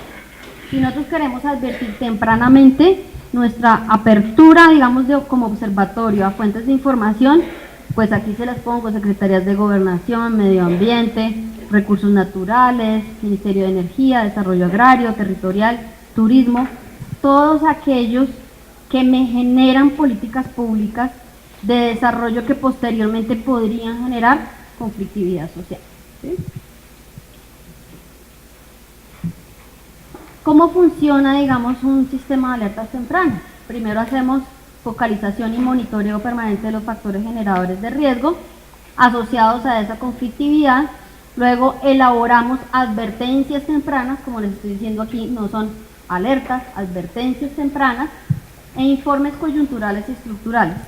Cuando nos referimos a informes coyunturales o estructurales, es cuando se repiten y se repiten y se repiten los hechos. Es decir, hay alertas, alertas, alertas, pero siguen ocurriendo ese tipo de hechos.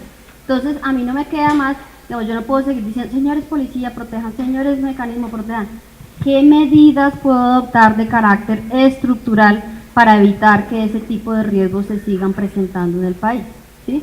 Es un análisis mucho más profundo de política pública que hace que el Estado haga, digamos, reflexiones de carácter más estructural.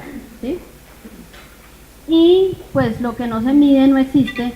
Hay que seguir haciendo, una vez emite uno las advertencias, un seguimiento, una coordinación de la respuesta mediante la reducción de la vulnerabilidad, el incremento de las capacidades y la reducción de las amenazas.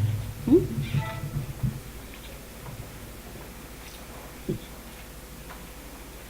Como ya les dije, entonces el riesgo, y todos lo saben aquí porque es la teoría general del riesgo, está compuesto por amenazas, vulnerabilidades y capacidades. Cuando miramos, si quieres sigue esto.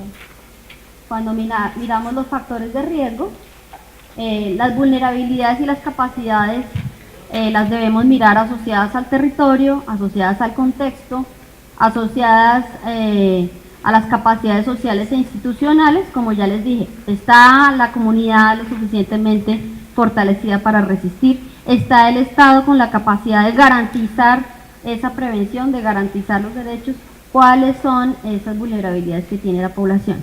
Y también mirar entonces esas amenazas recientes y los antecedentes, qué ha ocurrido durante el último año, pero qué ha ocurrido también históricamente. Ese análisis completo es el que me determina cuál es mi riesgo. ¿Sí? Entonces, primera estrategia que les dije: generar observatorios que permitan analizar las causas subyacentes de los riesgos de los defensores de derechos humanos. Una segunda estrategia es la creación de comisiones sectoriales de diálogo en las que confluyan las partes que podrían generar conflictos. ¿Sí? Para eso yo debo identificar sectorialmente quiénes son las partes, si son gobierno, empresas, comunidades, quiénes podrían ser los facilitadores que podrían ser parte de las comisiones de diálogo, establecer reglas de conformación y convocatoria de dichos espacios de diálogo, realizar acercamiento a los sectores para que participen e impulsen su participación, tener expertos temáticos para el acompañamiento y, derivado de ese análisis, desarrollar propuestas de ajuste normativo o reglamentario. Para este efecto, les menciono un caso que es el de la Agencia Nacional en Colombia, que se llama la Agencia Nacional de Hidrocarburos. Allá teníamos exactamente los mismos problemas. Si ustedes miran, el tema de conflictividad social asociada a proyectos mineroenergéticos es inmensa en Colombia. Allá la Agencia Nacional definió una estrategia que se llama la Estrategia Territorial para la Gestión Equitativa y Sostenible del Sector de los Hidrocarburos. Esa estrategia se ubicó en las zonas de baja presencia estatal, donde había exploración petrolera y altos niveles de conflictividad y bajos escenarios de diálogo. En ella hacen parte el Ministerio del Interior, que es, haga cuenta, la Secretaría de Gobernación de acá, el Ministerio de Minas, la Oficina de Naciones Unidas para el Desarrollo, la Agencia Nacional, el Ministerio de Ambiente. Este mecanismo, entonces, ¿qué hace? Antes de iniciar los procesos de exploración petrolera, es decir, previo, se coordina, digamos, con unas mesas con las comunidades donde se concilian y coordinan, digamos, los intereses de ambas partes de manera efectiva. Se desarrollan modelos de contratación donde se exige a las empresas un porcentaje de la inversión en los sitios donde va a realizar su labor, y se le exige también que el 100% de la mano de obra no calificada sea local y el 30% de la mano de obra calificada. Ahorita se está trabajando en 35 municipios bajo la guía, digamos que el modelo de diálogo se llama Guía de Instancias de Diálogo Democrático, que lo ha desarrollado tanto Naciones Unidas como la OEA, las dos tienen este tipo de guías. Se desarrolló el Observatorio de Conflictividad, que antes levantaba vías de hecho, es decir, alertaba porque ya había manifestaciones en la carretera, tomas de predios.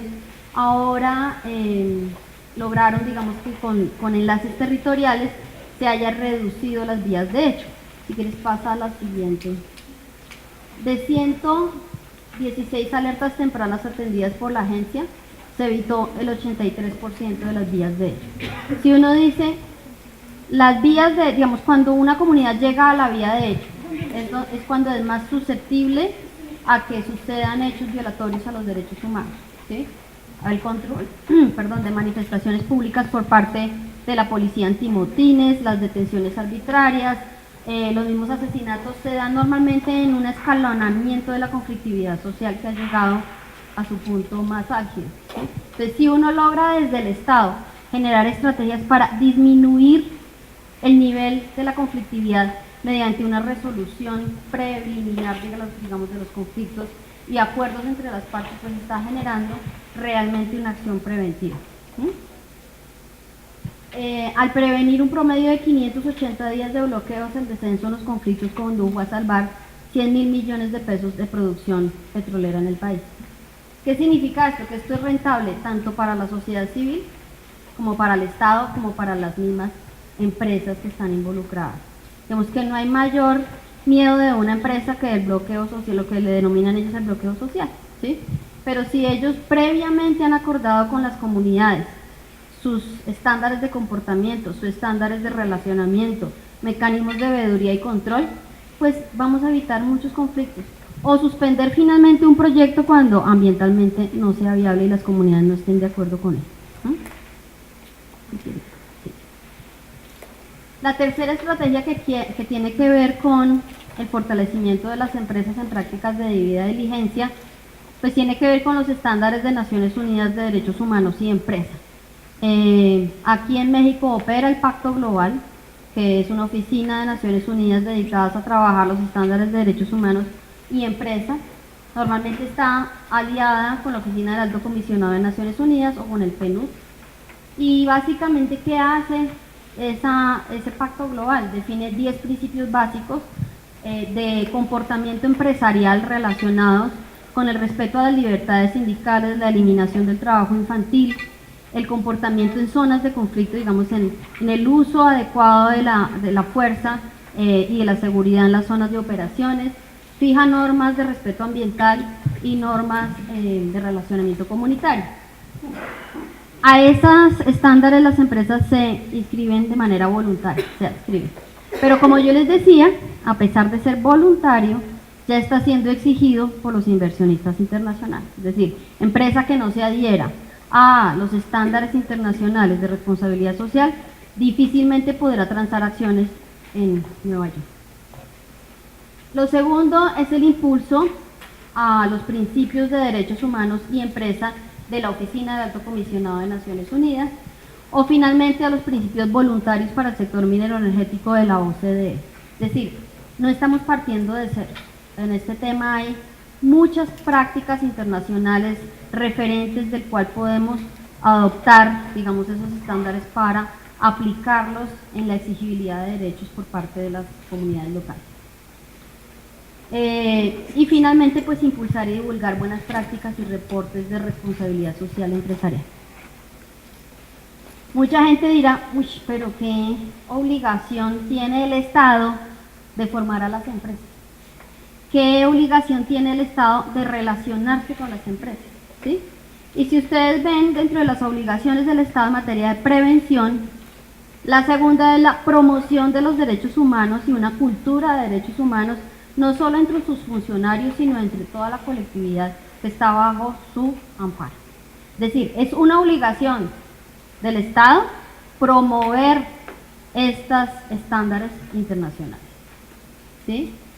Obvio, si logramos el trabajo conjunto, mancomunado con la sociedad civil, con las cámaras de comercio, con los sectores empresariales de los sectores específicos, pues mejor. Pero no podemos abstraernos de la obligación que tiene el Estado de dar lo mejor, digamos, realizar su mejor esfuerzo para promover prácticas que promuevan el respeto y garantía de los derechos humanos. ¿Sí? La otra estrategia entonces que mencionamos, fortalecer a las comunidades en incidencia, diálogo, concertación e interpretación de informes de impacto social y ambiental. Nosotros podemos tener una comunidad súper sólida, una comunidad indígena con sus autoridades reconocidas, pero a la hora de que les llegue un informe ambiental de impacto del suelo, del aire, de la polución, ¿cómo se leen esos informes de impacto ambiental? Es como la guerra de David contra Goliat, ¿sí? Porque las compañías van a tener los mejores informes que ustedes se imaginen y nosotros vamos a tener aquí una incapacidad técnica ni siquiera de leer esos informes. Entonces, la balanza hay que equilibrarla. Nosotros debemos trabajar con las comunidades para que logren ya sea el acompañamiento técnico de expertos o ir desarrollando dentro de las mismas comunidades capacidades internas para igualar los niveles y estándares de negociación de las partes, ¿sí? Porque si no se nos comen vivos, es decir, es simplemente, aquí está su informe, yo voy a mitigar ese impacto mediante esta compensación, punto. ¿Y con qué elementos de juicio voy yo a renegociar o a discutir un informe si no tengo las capacidades técnicas para hacerlo, o el acompañamiento, ¿sí? Entonces es bastante, digamos, relevante no solo fortalecer las comunidades en capacidades de mediación, de conciliación, de llegar a acuerdos, sino también involucrar, lo que les digo aquí también, universidades para acompañar procesos formativos de los líderes. ¿Sí? Finalmente, una estrategia que les decía ahora, que es la cultura de derechos humanos, que aplica no solo para el tema del sector minero energético, que fue el que tomé como caso, digamos, de análisis para el día de hoy, sino transversalmente para todo tipo de labores, en todos los sectores es necesario que el Estado impulse la cultura de derechos humanos dirigidas a la sociedad en general. Estamos hablando de campañas públicas y masivos de reconocimiento de la diversidad, de reconocimiento de la labor que realizan los defensores de derechos humanos. La formación a nivel escolar, primaria y secundaria en valores de ética, respeto a la diferencia, la aplicación de los derechos humanos en el gobierno escolar, planes de educación en derechos humanos, ¿sí? Que permeen no solo las cátedras, sino la práctica cotidiana. Que si llega la niña embarazada al colegio, ¿qué pasa con ella? ¿La expulsan? Que si llega el muchacho LGBTI al colegio, ¿qué pasa? Es decir, no es simplemente la cátedra de estos son los derechos humanos, sino cómo vivo los derechos humanos en el ámbito escolar. La formación de funcionarios públicos que brindan atención, prevención y protección. Los funcionarios necesitan una formación general, pero también formación específica en el rol y función que están ejerciendo en su momento. Si es un fiscal, cómo hacer un debido proceso. Si es un policía, cómo no hacer una detención arbitraria. Es decir, cada uno de los funcionarios tiene roles que ejercer que están relacionados con la garantía de los derechos humanos en manera general, pero también en manera específica de acuerdo a los estándares. Y finalmente, a nivel universitario, estamos hablando de la necesidad de crear una masa crítica de funcionarios, digamos, de expertos, sociólogos, politólogos, no solo abogados, que sepan del tema de derechos humanos.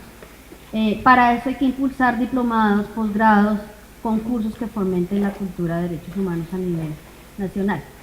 Todo esto hace parte de las estrategias prevención temprana.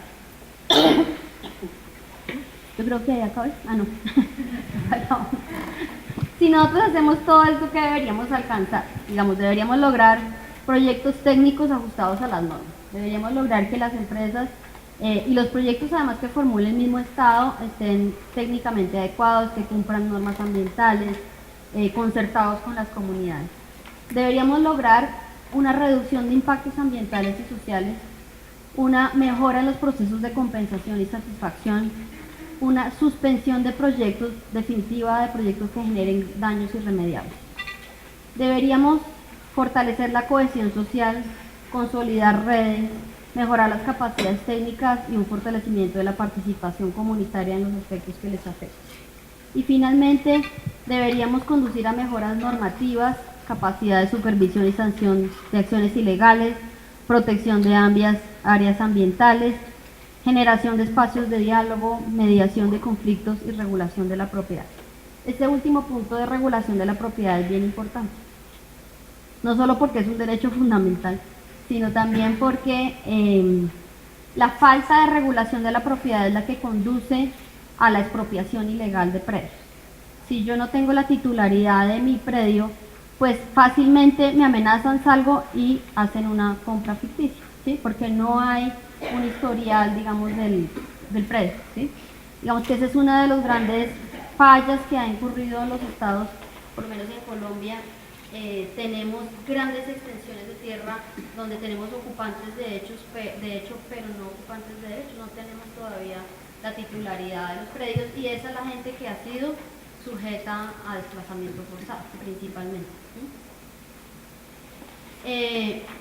¿Qué esperaríamos finalmente? Entonces, una reducción de la conflictividad social, una reducción de las vías de hecho, una reducción de la estigmatización de los líderes y finalmente, como consecuencia última, una reducción de las violaciones a los derechos de los defensores.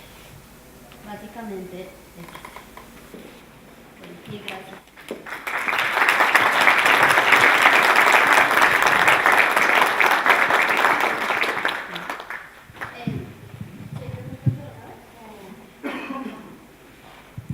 Sí, bueno, les hago un pequeño resumen en lo que pasan los papelitos para las preguntas, quienes tengan.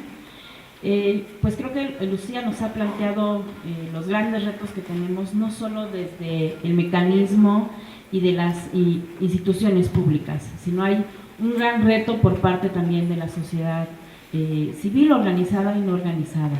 Y quisiera hacer algunos puntos de reflexión sobre lo que hacías. Justo decías, bueno, hay que hacer prevención. ¿Y cómo hacemos prevención en esta prevención? Realmente, sino justo no hacer como el análisis de lo que ha pasado y garantizar la no repetición. Y creo que aquí es importante lo que decía Daniela el día de ayer, es importante tener un diagnóstico real, un diagnóstico cercano a lo que sucede en la Ciudad de México. Y en ese sentido creo que el tema de las agresiones hacia periodistas y defensores de derechos humanos, sí tenemos una situación muy distinta de la que se vive en otros estados. Muchas de las agresiones que se tienen registradas pues suceden en el ámbito de las marchas y las manifestaciones en la Ciudad de México. Tenemos aproximadamente 22 concentraciones al día en la ciudad. Tenemos la situación de que la Ciudad de México no solamente son manifestaciones por temas locales, tenemos federales, muchos, ¿cuántos más o menos? Por cada 10 de estas concentraciones que se dan por temas locales, hay 14 por temas federales. O sea, son bastantes. Y no solo esa proporción, sino también la proporción de cuántas personas asisten o se concentran en estos. Aproximadamente del seguimiento que hemos tenido desde instituciones de gobierno, por cada 100 personas que protestan por temas locales, lo hacen casi 1000 personas por temas federales. Y eso plantea una realidad y un reto distinto. ¿Cómo lo hacemos con el tema entonces de la prevención desde la perspectiva que nos mencionaba Lucía? No la no repetición, sino la prevención. Y tenemos un reto que justo ayer, con la aprobación en la Cámara de Diputados de la Ley de Seguridad Interior, es un gran reto para eso. Creo que tendríamos que irnos planteando hacia dónde tenemos que ir desde la Ciudad de México enfrentándonos a estos. Si bien la iniciativa en su artículo 8 señala que las movilizaciones de protesta social o las que tengan un motivo político electoral que se realicen pacíficamente, bajo ninguna circunstancia serán consideradas como amenazas de seguridad interior. También tenemos artículos que justo es la crítica que muchos defensores de derechos humanos hacemos, donde en realidad dice, bueno, estas acciones de seguridad interior se tiene que garantizar y preservar la seguridad nacional, las Fuerzas Armadas pueden tener una acción inmediata cuando se consideren que hay perturbaciones graves a la paz pública, ¿no? Y entonces nos planteamos cuál es el reto que tenemos dentro de la Ciudad de México para este tipo de situaciones que puedan considerar donde se pone en grave riesgo la paz pública, ¿no? Entonces, creo que ese es un reto que si se aprueba esta ley, pues tenemos como Ciudad de México. Hay otros temas que señalaba bien Lucía, pues hay que hacer análisis específicos, abrir comisiones sectoriales. Una de los temas de la ley justo es la mesa de trabajo multisectorial, que cuando planteamos la ley es justo analizar desde la participación de sociedad civil conjunto con entes de gobierno estas situaciones, estas preocupaciones y llegar a trabajos conjuntos. Es importante que para muchos conozcan que la ley que hizo que crea el mecanismo es una ley que se construyó de manera conjunta con organizaciones de la sociedad civil. Si bien para algunos la participación no fue precisa, sobre todo para la parte de periodistas que consideraron que no habían sido incluidos, y eso llevó a unas modificaciones en el último momento en la Asamblea. Lo cierto es que la construcción de toda esta ley fue parte de un proceso no solo de participación de entes de gobierno, sino también de sociedad civil, de órganos autónomos. La comisión estuvo participando activamente, la Asamblea misma, todas las dependencias que se trabajan. Si bien la ley todas las leyes son perfectibles, el que se haya hecho un trabajo y un esfuerzo de temas conjuntos lleva a que tenga algunas cualidades y algunas características distintas a una ley que no pasa por el consenso de la sociedad civil. Y esto nos lleva también justo a pensar cuáles son los retos que vienen de acuerdo a las cosas que nos planteabas aquí, Lucía, que tenemos más retos y mucho más trabajo que nos has planteado y dejado aquí. Entonces, pues con esta breve reflexión, les paso aquí las preguntas. Tengo la pregunta de ¿qué instancias o organismos están desarrollando mecanismos amigables de capacitación para la prevención? ¿Cómo se logra el ajuste normativo y reglamentario en nuestro país, en donde existe una multitud de normas, tanto federales, estatales y locales, y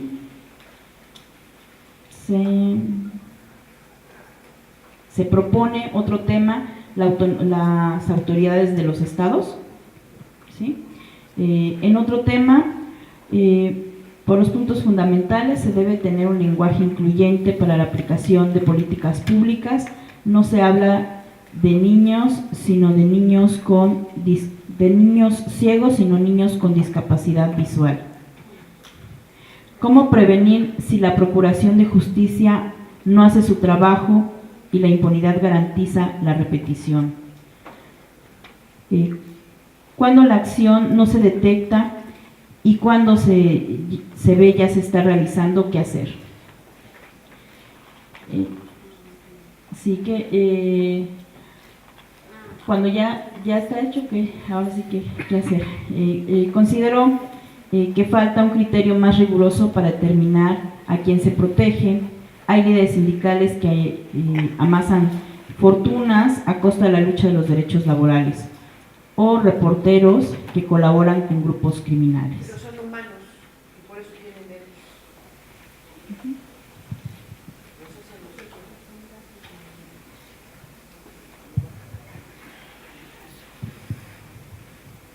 Bueno, pues gracias por la atención que prestaron a la presentación.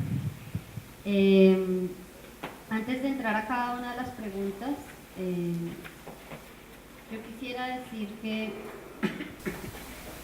para cada sector, como les dije al principio, las causas generadoras de riesgo son diferenciales, ¿sí? Y ese análisis debe ser bastante riguroso, porque si uno formula una hipótesis que no es adecuada, pues va a llegar a un resultado inadecuado. Por ejemplo, si yo cruzo el mapa de carteles de la droga versus homicidio de periodistas, que hice ese ejercicio antes de venir acá, y uno parte de la hipótesis de que son los carteles de la droga los que necesariamente están generando homicidios de periodistas, pues podría llegar a una falacia, porque hay zonas donde no necesariamente se refleja, como en la zona de Sinaloa. Uno podría asumir como ojo externo, ¿no?, que bueno, el cartel de Sinaloa debe ser un gran actor generador de asesinatos de periodistas, y cuando entramos a la zona de Sinaloa específicamente hay creo que un homicidio.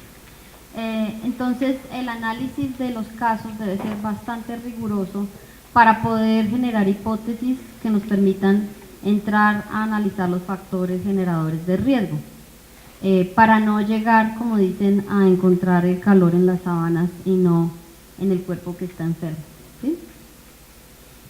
Por eso se necesita que dentro de los observatorios hay equipos interdisciplinarios de expertos, politólogos, sociólogos, gente que sepa interpretar la realidad del contexto social para poder formular esas hipótesis de los factores generadores de riesgo. Pues es mi recomendación, ¿sí? Hablábamos también, pues hablabas tú de las mesas sectoriales de diálogo que ya se están impulsando. En Colombia nosotros tenemos una cosa que se llama la instancia de diálogo, que se llama la mesa de garantías entre organizaciones de la sociedad civil y el Estado. ¿Qué pasa con esas mesas inicialmente de diálogo? Que se vuelven en unos escenarios donde se ponen a la palestra pública los casos, digamos que la sociedad civil va y dice sucedió esto, sucedió lo otro, digamos, y a pesar de ser un espacio legítimo para poner esas quejas y denuncias y demandar una acción de respuesta del Estado, realmente no son mesas que están haciendo un análisis de qué es lo que está generando el riesgo y qué acciones preventivas se podrían generar. Digamos, muchas veces nos quedamos en la queja y la denuncia, la queja y la denuncia de los casos, como atendiendo pequeños incendios, y nos quedamos en lo urgente, y entonces las autoridades toman nota y sí, vamos a investigar, vamos a mandar la comisión a que verifique. Normalmente ese es el tipo de acciones, digamos, que se adoptan en ese tipo de mesas de diálogo, ¿sí? Por eso, como parte de las recomendaciones que yo les hago, es establecer un modelo conceptual de análisis para esas mesas y una metodología que les permita reunirse de manera recurrente, no solo para analizar casos puntuales, que de hecho es importante hacerlo, pero que les permita avanzar en el diálogo de esas causas que están detrás de los factores que están generando riesgo, ¿sí? Para mí, digamos que ese es uno de los factores más importantes. Y segundo, que no se quede en el acta de la sesión, sino que, como también les decía allí, establezcan una metodología de seguimiento a los compromisos que se generen de esas mesas, ¿sí? porque también llegamos a una serie de acuerdos, pero los acuerdos no se cumplen, ¿sí? Entonces tiene que haber mecanismos de verificación, control, seguimiento, tareas concretas, planes de acción concretas de las mesas, que sean instancias técnicas más que instancias políticas, ¿sí? De manera tal que digamos que las problemáticas que se encuentren puedan ser resueltas con un plan de trabajo de mediano y largo plazo, si son de ajustes normativos, si son de acuerdos comunitarios, que haya seguimiento a esos acuerdos para que realmente se implementen los ajustes. Eso respecto como a los comentarios generales. Respecto a algunas preguntas, pues las labores de promoción, digamos que en cada estado difieren, digamos, son diferentes. En el caso mexicano, que yo sepa, pues es la Comisión de Derechos Humanos una de las llamadas a hacer promoción de los derechos humanos entre la sociedad civil. El mecanismo mismo federal hace lo propio, hace difusión de los derechos de los defensores de derechos humanos y los mecanismos de prevención, hace talleres de autoprotección y pues no conozco otras instancias que estén incidiendo, digamos, en esas labores de promoción. Un poco yo les decía, sería muy importante aproximarse a esos organismos técnicos internacionales de Naciones Unidas, quienes acompañan procesos de promoción de los estándares internacionales de derechos humanos en cada uno de los países donde hace presencia. Pido mis disculpas por mi referencia a las personas en situación de discapacidad. Cuando uno habla coloquialmente, hay veces omite la forma técnica y adecuada de hacer referencia a algunas personas con situaciones